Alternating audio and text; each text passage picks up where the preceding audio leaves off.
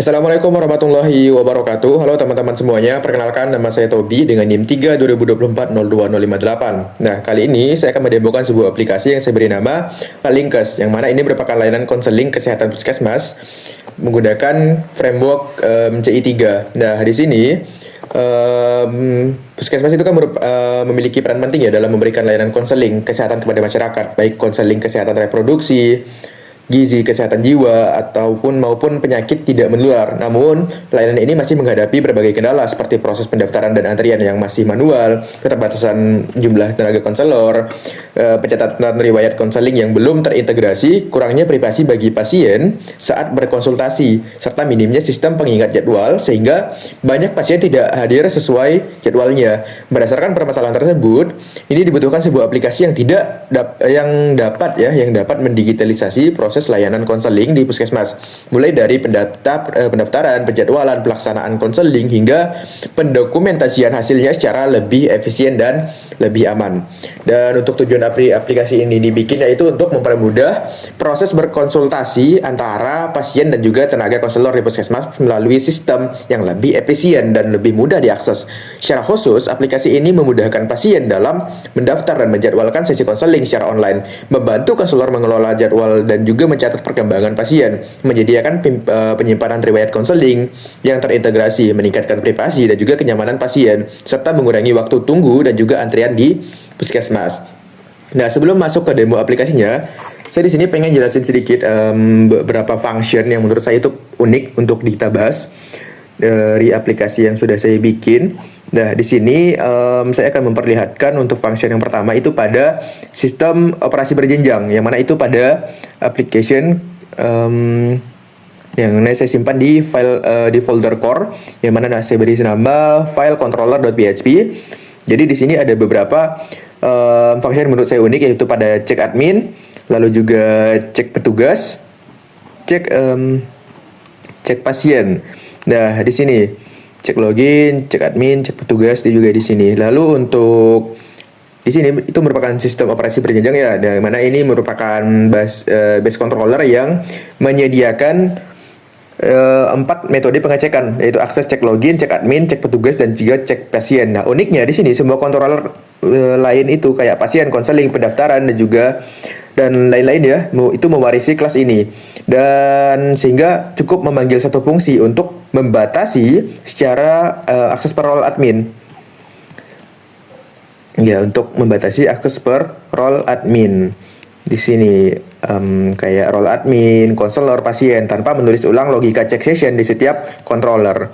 Lalu untuk yang kedua, menurut saya pada pendaftaran.php, yang mana itu saya simpan di file application controller pendaftaran.php. Nah, yang di sini itu pada metode baris ke-33 sampai yang mana? Baris yang ke-33. Nah, ini ada function tambah nih. Nah, lalu juga untuk cek kuota di sini ada function cek kuota pada baris yang ke-53 sampai 59 yang ini. Nih, cek kuota nih. Lalu juga ada generate kode yang mana pada baris yang ke-61 yang ini itu bisa generate kode. Lalu juga di sini artinya ini kan merupakan pendaftaran.php ya, pada metode tambah yang akan dilanjutkan ke metode tambah. Logika bisnis yang paling kompleks. Fungsi ini itu yang paling unik karena menggabungkan beberapa aturan sekaligus. Jadi cek kuota otomatis sebelum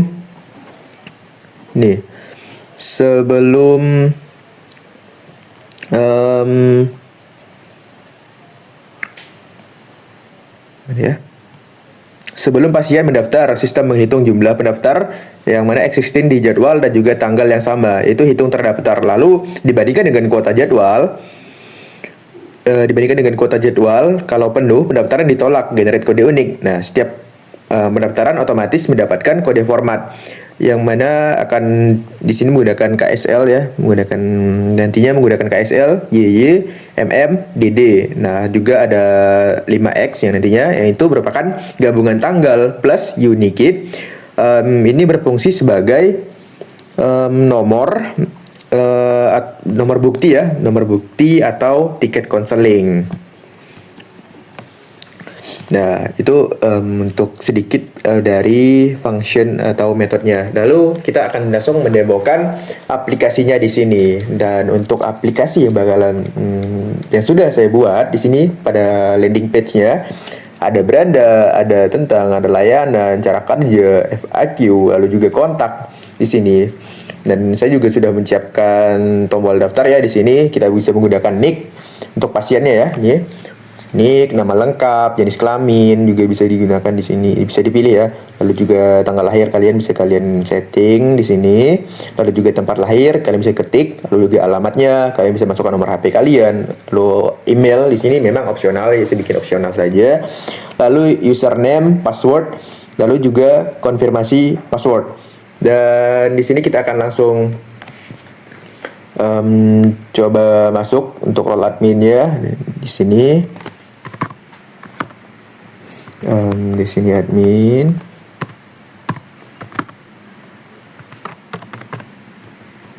Kita akan langsung masuk sebagai admin. Nah, di sini sebagai admin juga ada pada halaman dashboard itu ada total pasiennya, lalu total konselor. Nih, total konselor baru saya tambahkan 2 ya untuk tugasnya nanti. Lalu juga total pendaftaran. Lalu juga di sini yang menunggu konfirmasinya. Lalu pada data pasien, nah ini menampilkan data-data dari yang tadi terdaftar. Di sini admin bisa mengedit dan juga bisa menghapus.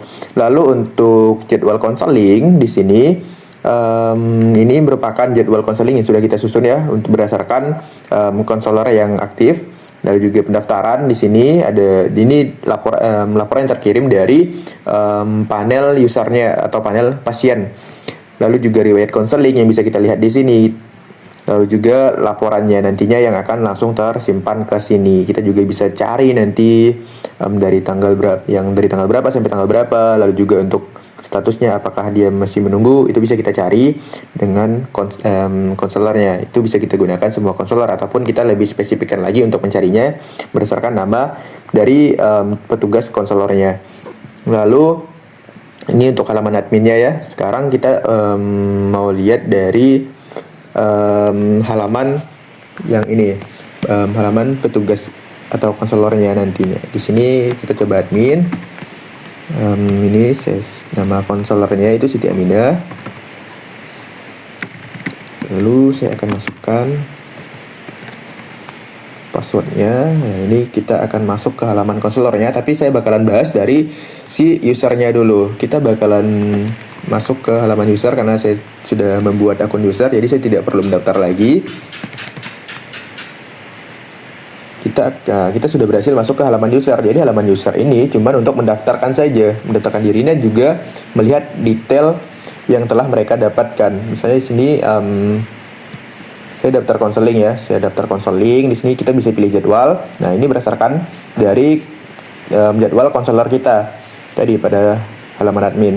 Lalu juga kita bisa tentukan tanggal konselingnya itu maunya kapan gitu kan. Lalu juga kita bisa ceritakan secara singkat apa yang ingin kita konsultasikan.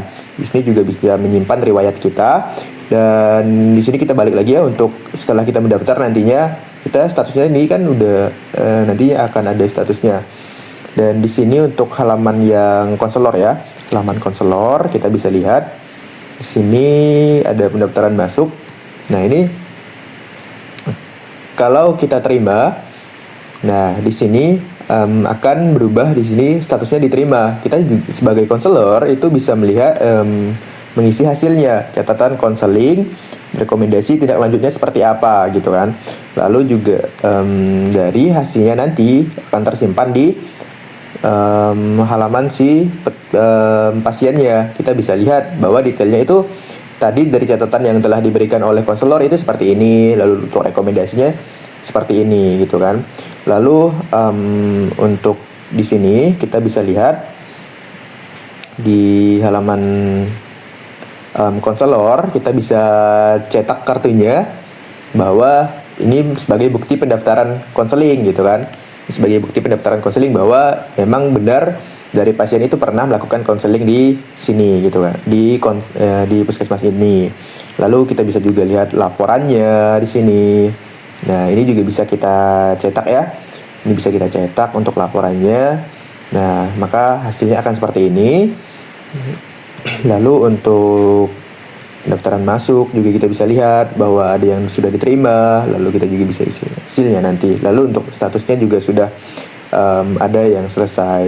Jadi untuk edit, hapus, dan juga yang edit juga hapus itu kita hanya simpan pada tabel admin. Sekian video singkat dari saya. Terima kasih atas perhatiannya. Mohon maaf apabila banyak terjadi kesalahan. Terima kasih sekali lagi. Saya Heri dengan wassalamualaikum warahmatullahi wabarakatuh.